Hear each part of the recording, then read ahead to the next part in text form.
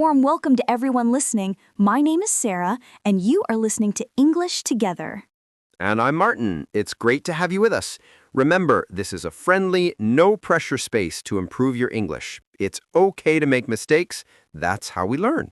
That's exactly right. Our goal is to help you feel more confident when you speak English. Today, we have a really fun and useful topic. We're going to talk about hobbies and free time. This is a fantastic topic because it's one of the most common things people talk about when they meet. By the end of this episode, you will be able to ask other people about their hobbies, and just as importantly, you'll be able to talk about your own interests with confidence. So find a comfortable spot, relax, and let's get ready to learn. Topic breakdown phase. Segment 1. How to ask about hobbies. Okay, Martin, let's start with the basics. Imagine you meet someone new, maybe at a party or a new job. How do you ask them about what they like to do in their free time? That's a great starting point. There are a few very common ways to ask this. Perhaps the most famous question that students learn is, what are your hobbies? Yes, and that question is perfectly correct. There's nothing wrong with it. However, in casual, everyday conversation, it can sound a little bit formal, a little like a textbook. I agree. It's not wrong, but native speakers often use other phrases that sound more natural and friendly. A really common one is, what do you do for fun? I love that one. It's so open and friendly. It invites a much wider range of answers. A hobby can sound like a very serious, organized activity, but fun can be anything. Let's listen to that again. What do you do for fun? Notice the emphasis on fun. Another great casual option is, what do you do in your free time? Or, what do you do in your spare time? What's the difference between free time and spare time, Martin? That's a good question. In this context, there is no real difference. They mean the same thing, the time when you are not working or studying. You can use them interchangeably. Interchangeably just means you can switch them and the meaning stays the same. So we have a few great options already. Let's practice them in a mini conversation. Martin, you ask me. Okay, I will. Hi, Sarah. What do you do for fun? Oh, I love reading, and I also do a bit of gardening on the weekends. What about you? What do you do in your spare time? I play the guitar, and I really enjoy hiking when the weather's good. See, that sounds very natural and relaxed. A key grammar point here for our listeners is the use of do you do. Let's look at the question. What do you do for fun? The first do is the auxiliary verb or helping verb we use to form the question. The second do is the main verb, which means to perform an action. This structure is very important for simple present tense questions. That's a brilliant point, Sarah. Learners sometimes get confused by the two do's, but it's completely normal in English. One more very casual phrase you might hear, especially in the UK, is, what do you get up to in your free time? Get up to is a phrasal verb, and here it just means do. It's very informal and friendly. So if you're talking with a good friend, this is a perfect question to ask. Exactly. So to summarize this part, we have 1, a bit more formal, is what are your hobbies? 2, very common and natural, is what do you do for fun? Or what do you do in your free time? 3, very casual and friendly, is what do you get up to? Segment 2. How to talk about your hobbies. Now that we know how to ask the question, let's talk about how to answer. The simplest way is to use verbs like, enjoy, or love. Yes, for example, you can say, I like to read, or I like reading. Both are correct. They are, but there's a small detail here that's very useful. Using the ing form, which is called a gerund, is extremely common when talking about hobbies. So, I like reading or I enjoy cooking often sounds a little more natural than I like to read or I enjoy to cook. Let's give our listeners a big list of examples using this structure. We can break them down into categories. Great idea. Let's start with creative hobbies.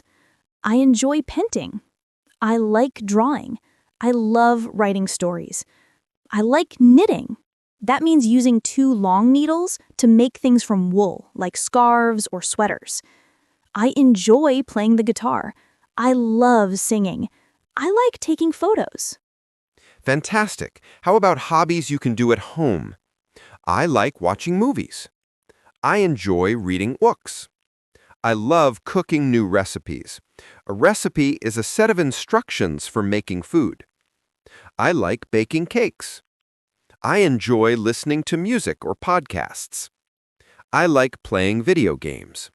And for people who love being active and outdoors, I love hiking. That's walking for long distances in the countryside. I enjoy running. I like cycling or biking. I love swimming. I like gardening, which means working with plants in your garden. I enjoy playing sports like football, tennis, or basketball. That is a great list. And you may have noticed we often use the verb play for sports and musical instruments, like playing football or playing the piano. We use do for other activities, like doing yoga or doing martial arts. And we use go for activities that end in ing, like go swimming or go hiking. But for today, just focusing on I like, I enjoy, and I love, plus the ing verb is a perfect start. And this seems like a perfect moment for one of your pronunciation tips, Martin. That ing ending is very important. Absolutely. A very common mistake for learners is to pronounce the ing ending with a hard G sound, like runninga, or to just say runnin'. The correct sound is a soft sound made at the back of your throat. It's called a velar nasal, but you don't need to remember that name. The symbol for it is ng. Let's practice it.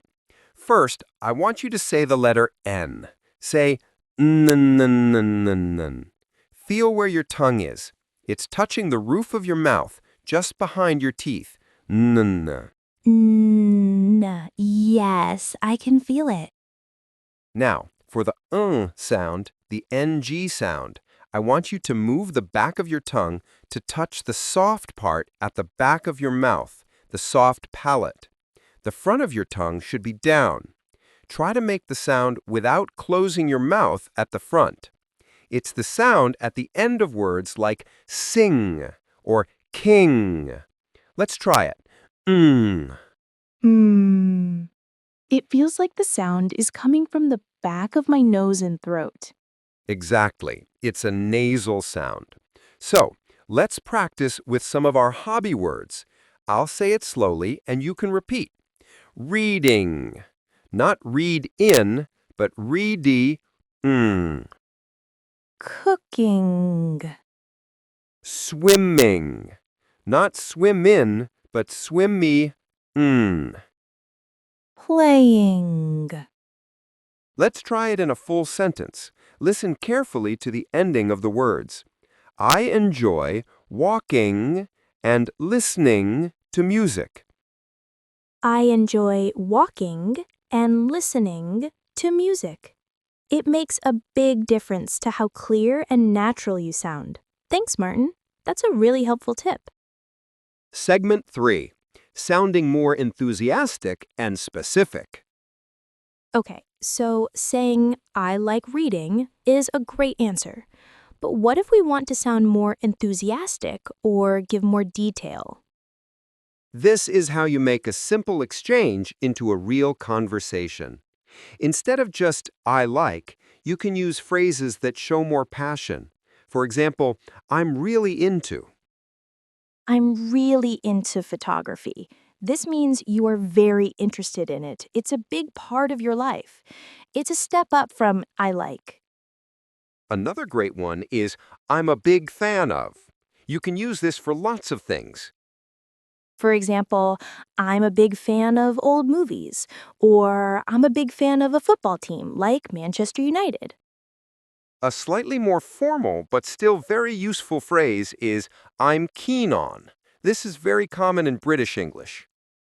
Yes, you could say, I'm keen on learning new languages. It means you are eager and interested in it. Let's do a quick role play. Sarah, what do you do for fun?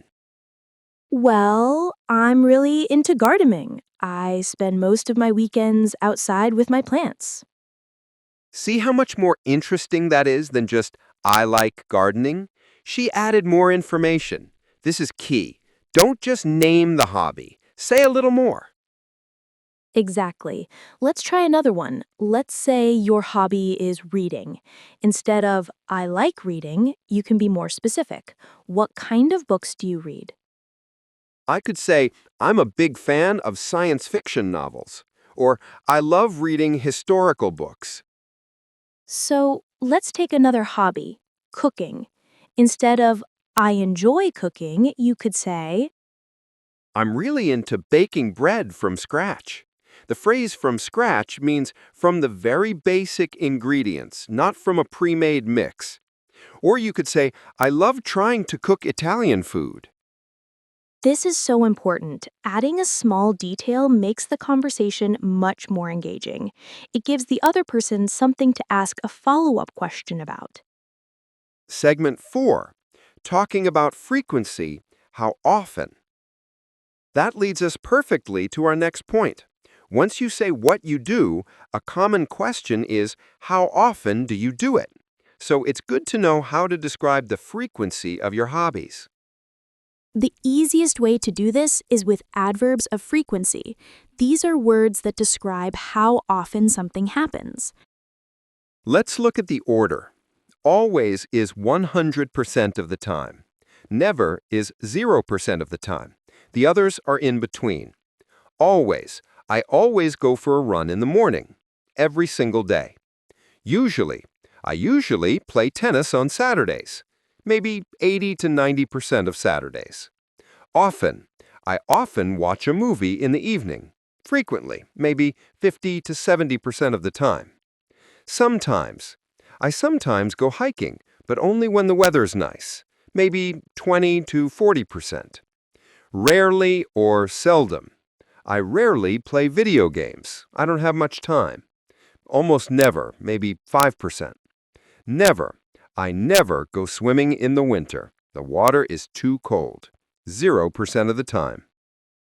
A very important grammar point here is where to put these words in a sentence. They usually go before the main verb. For example, I often watch a movie. But they go after the verb to be, am, is, or are. For example, I am always busy. Besides these single words, you can also use phrases to describe frequency. These usually go at the end of the sentence. Yes, phrases like every day, I practice the piano every day, once a week, twice a week, 3 times a week. We go to a yoga class twice a week. On the weekends, I usually see my friends on the weekends, or whenever I get the chance. This is a wonderful, natural phrase. It means anytime I have the opportunity. I love that one. Let's hear it in an example. I live far from the mountains, but I go hiking whenever I get the chance. It shows you really love the hobby, even if you can't do it all the time. Fantastic. So now we have the tools to ask, to answer with detail, and to say how often we do our hobbies. Okay, now we are going to put everything we've learned together in a longer, more natural conversation. This is the reinforcement phase, where we use the language in a real context. We're going to talk to each other about our hobbies. That's right. Listen for the phrases we've just taught you. Try to notice how we ask questions, how we give specific answers, and how we talk about frequency. I'll start.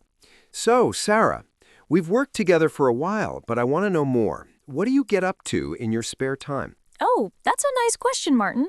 Well, as I mentioned before, I'm really into gardening. It's my biggest passion outside of work. Gardening. That's interesting. How often do you spend time in your garden? I try to do something small every day, even if it's just for 15 minutes.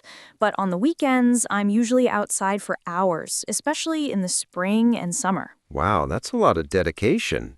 What do you like about it so much? I just love being outdoors and watching things grow. It's very peaceful. It helps me to relax after a busy week. It's a great feeling to grow your own vegetables and then cook with them. I can imagine. So you grow vegetables. Yes, I grow tomatoes, cucumbers, and lots of herbs.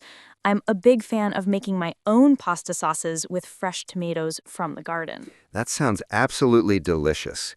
Now, you used some great phrases there. You said you're really into it. You mentioned the frequency with every day and on the weekends, and you gave specific details like growing tomatoes. That was a perfect answer. Thank you. Now it's my turn. What about you, Martin? I know you said you play the guitar. Have you been playing for a long time? I've been playing since I was a teenager, so quite a while now. I don't play in a band anymore, but I still play almost every evening just to unwind. Unwind. That's a great word. It means to relax. Yes, exactly. For me, playing the guitar is a form of meditation. I usually just sit on my sofa and play for about an hour. Sometimes I try to learn a new song, but often I just play old favorites. That sounds lovely. What kind of music do you enjoy playing? I'm a big fan of classic rock and blues music. I love trying to figure out the guitar solos from famous songs. It's a fun challenge. That's wonderful. So, just like we talked about, you didn't just say, I play the guitar. You added details, classic rock and blues, learning solos, and you used adverbs of frequency like usually, sometimes, and often. And you asked some excellent follow-up questions, which is a really important part of any good conversation. Let's talk about that for a moment. Asking follow-up questions shows you are listening and that you are interested. It's how you build a connection with someone. Yes, when someone tells you their hobby, you can ask questions like, how long have you been doing that? What do you like about it? Is it difficult to learn? Where do you usually do it? Do you need a lot of special equipment? Equipment means the special things you need for an activity. Let's try another mini dialogue to practice this. Let's imagine I have a different hobby. Martin, ask me what I do for fun. Okay. Hey, Sarah, what do you do in your free time? I really enjoy running. Oh, cool. How long have you been doing that? I started about 3 years ago. I wanted to get more active. That's great. Where do you usually go running? In a park? Yes, there's a beautiful park near my house. I usually run there. I rarely run on the streets because I don't like the traffic. I understand. Is it difficult to stay motivated? Sometimes, especially when it's cold. But listening to good music really helps me. I bet. Well, that's really impressive. Thank you. And do you see how those follow-up questions made our little chat into a real conversation? We didn't just state facts, we shared experiences. Exactly. That is the goal. Not just to speak English, but to connect with people using English. Closing phase. And that brings us to the end of our episode. What a fantastic session. Let's do a quick recap. Today we learned how to talk all about hobbies and free time. We learned several natural ways to ask someone about their interests, like, what do you do for fun? We learned how to answer using I like, I enjoy, and I love with the ing verb form. We also learned more enthusiastic phrases like I'm really into and I'm a big fan of to show our passion.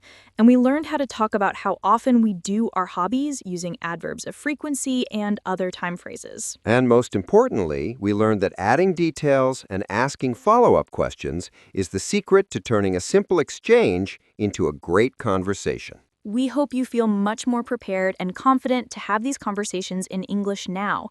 Practice is the key, so try to ask a friend or a colleague about their hobbies this week. In our next episode, we're going to be talking about something that everyone loves, food. We're going to cover everything from ordering in a restaurant to talking about your favorite meals. It's going to be a delicious episode. You won't want to miss it. Make sure you subscribe to our podcast so you get the next episode automatically. You can also follow us on our social media channels for extra tips and content throughout the week. Thank you so much for joining us today. It was a pleasure to learn with you all. Remember to be patient with yourself and have fun with English. We are learning English together. Goodbye.